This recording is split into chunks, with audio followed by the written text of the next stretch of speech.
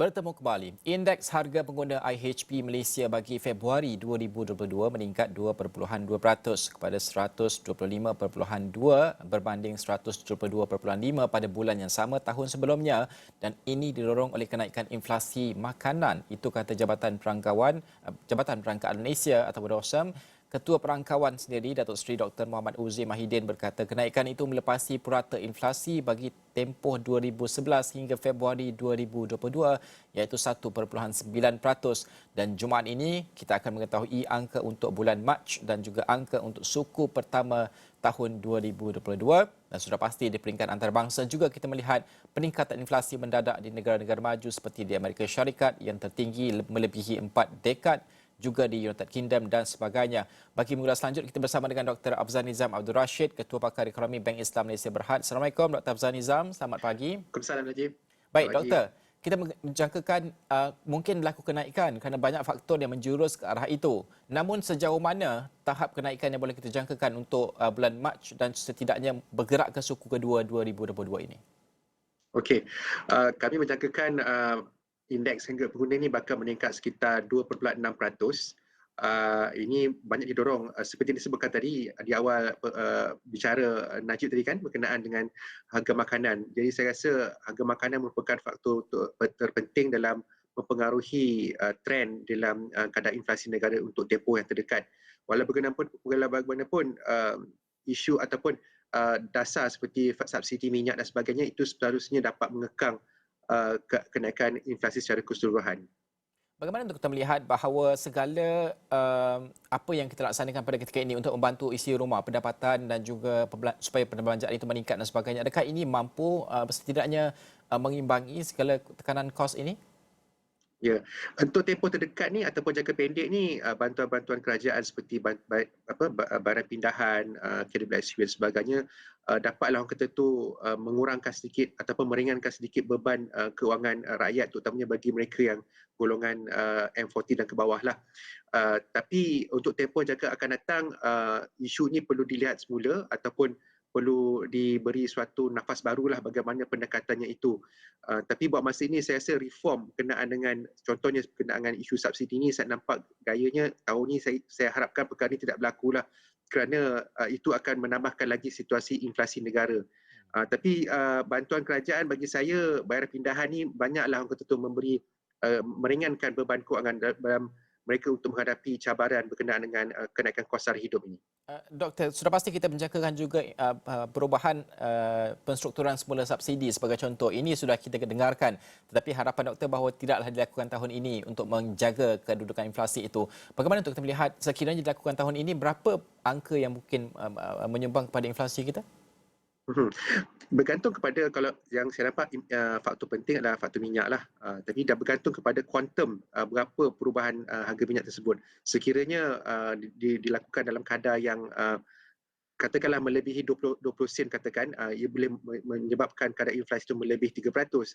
Tapi saya kira dalam keadaan semasa ni ialah berkenaan dengan isu berkenaan harga makanan dan sebagainya, itu merupakan satu isu yang penting dalam untuk kita tangani buat masa ini. Jadi kita tak mahu menambah lagi masalah yang kita hadapi buat masa ini dengan adanya perubahan yang perlu kita tangguhkan buat masa inilah. Mungkin keadaan inflasi yang sihat sekitar 2% yang selama ini kita tetapkan oleh Bank Pusat tetapkan dan sebagainya. Namun bagaimana untuk kita melihat, adakah ini norma baru untuk angka inflasi ataupun boleh diturunkan apabila keadaan semakin pulih, keadaan ekonomi di peringkat antarabangsa?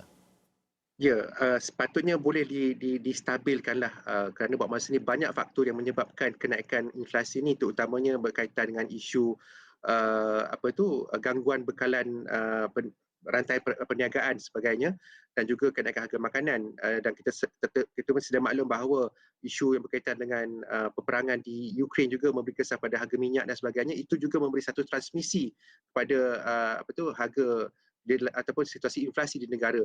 Jadi faktor-faktor ini sekiranya dapat diselesaikan, seharusnya dapat orang kata tu memberi orang kata tu kelegaan lah. Tetapi masalahnya kita tidak tahu bilakah kita akan orang kata tu menemui titik noktahnya berkenaan dengan isu yang kita cakapkan tadi itu. Jadi saya rasa perlu ada suatu pendekatan yang tuntas dalam kita menghadapi situasi berkenaan dengan inflasi ini. Kalau kita melihat di negara maju, Doktor, sebagai contoh di Amerika Syarikat dan juga United Kingdom, melebihi 30 tahun, 40 tahun, paras tingginya inflasi mereka itu. Mungkin berbeza struktur ekonomi mereka, namun ini gambaran untuk kita. Dan sudah pasti ketentuan juga untuk dasar monetary. Di Amerika Syarikat, the Fed akan dilihat lebih agresif dalam setiap pusingan mesyuaratnya untuk melaksanakan peningkatan kadar faedah. Di Malaysia pula kita masih lagi mencangkakan sekitar 25 mata asas. Namun ada juga melihat mungkin 50 mata asas. Pada pandangan doktor sendiri, berapakah angka yang relevan berdasarkan dengan data cerapan inflasi yang mungkin kita bakal saksikan sepanjang tahun ini? Ya, berkenaan dengan tindakan oleh Bank Pusat, terutamanya dalam kes kita ni adalah Bank Negara Malaysia lah, bagaimana mereka melihat suasana ekonomi itu, komunikasi yang telah dikongsi apabila mereka menerbitkan dokumen berkenaan dengan annual report dan sebagainya, dilihat mereka agak masih berhati-hati dalam usaha mereka untuk menormalisasikan dasar monetary mereka. Justru saya nampak kemungkinan untuk OPR itu dikekalkan juga ada, tapi pada masa yang sama juga kenaikan OPR itu juga perlu berlaku kerana terdapat tanda-tanda pemulihan ekonomi. Jadi saya kira pendekatan yang bakal diamalkan ataupun dipraktikkan oleh pihak Bank Negara adalah dalam keadaan yang begitu gradual lah, begitu perlahan dalam untuk menormaliskan dasar monetary mereka. Jadi mungkin sekitar 25 mata asas itu pada separuh tahun kedua saya kira adalah sesuatu yang agak sesuai lah. Okey, kalau kita beralih ke peringkat antarabangsa ekonomi, malam tadi kita melihat World Bank, Bank Dunia mengeluarkan pemotongan unjuran ekonomi dunia. Ini sudah kita jangkakan.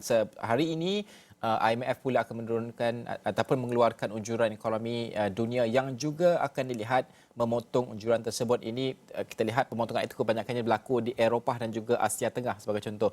Bagaimana untuk kita melihat bahawa ini adalah satu perkara yang kita jangkakan kerana titik nokta seperti kita sebutkan tadi tidak kelihatan lagi dalam ketegangan di Ukraine dan sebagainya.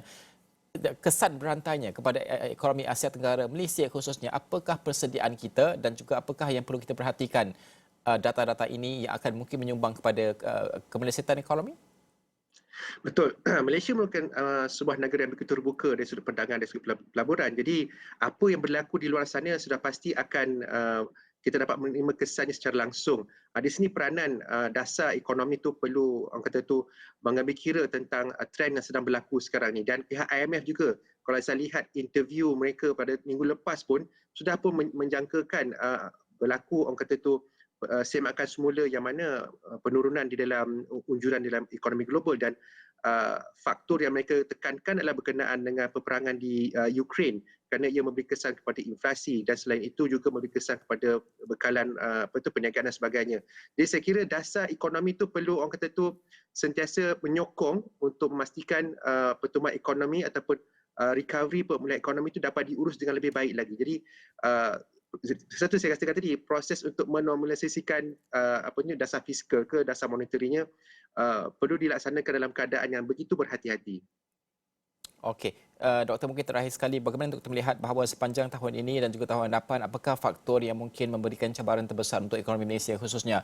Kerana kita melihat ekonomi sudah dibuka, sempadan negara juga sudah dibuka. Apakah downside risk yang perlu kita perhatikan untuk memastikan pemulihan kita pada ketika ini lebih lancar lagi bergerak ke tahun 2023 ke 2024? Bagi saya downside risk tu nombor satu masih lagi berkaitan COVID-19 lah kerana kita tak pasti lagi apakah bentuk varian yang mungkin muncul pada masa akan datang, kita tak pasti. Buat masa ni nampak gayanya varian terkini itu masih berada dalam keadaan yang stabil. Jadi saya masih meletakkan COVID-19 sebagai faktor nombor satu sebagai downside risk lah. Kedua, seperti yang sebutkan tadi berkenaan dengan peperangan di Ukraine ataupun faktor geopolitics yang mungkin kata tu menelusuri ke jurisdiction yang berbeza-beza pula. Jadi saya kira itu juga satu perkara yang perlu kita ambil perhatian. Jadi maksudnya kita perlu berada dalam keadaan yang bersiap siaga dari sudut dasar ekonomi dia ataupun strategi perniagaannya. Okey, Dr. Abzal Nizam, terima kasih kerana meluangkan masa bersama kami pada pagi ini. Ketua Pakar Ekonomi Bank Islam Malaysia Berhad, kita membincangkan tentang IHP, Indeks Harga Pengguna yang akan membentuk inflasi yang mungkin dijangka untuk angka Marsnya diumumkan pada Jumaat ini dan juga mungkin juga kita akan mengetahui angka untuk suku pertama 2022 iaitu 3 bulan pertama tahun ini, dan pada masa sama kita juga mengulas tentang kedudukan ekonomi. Unjuran yang dikeluarkan oleh Bank Dunia pada malam tadi memotong unjuran disebabkan oleh ketegangan Ukraine, khususnya untuk pertumbuhan di Eropah dan juga Asia Tengah melibatkan Rusia, Ukraine dan sebagainya, dan apakah kesan berantai jangka masa panjang ekonomi yang perlu kita perhatikan kerana inflasi ini jika meningkat mendadak, beban semasa rakyat itu perlu diimbangi kembali. Apakah langkah susulan dan juga bagaimanakah kedudukan kadar dasar semalaman OPR kita dalam menangani kenaikan inflasi ini. Sekian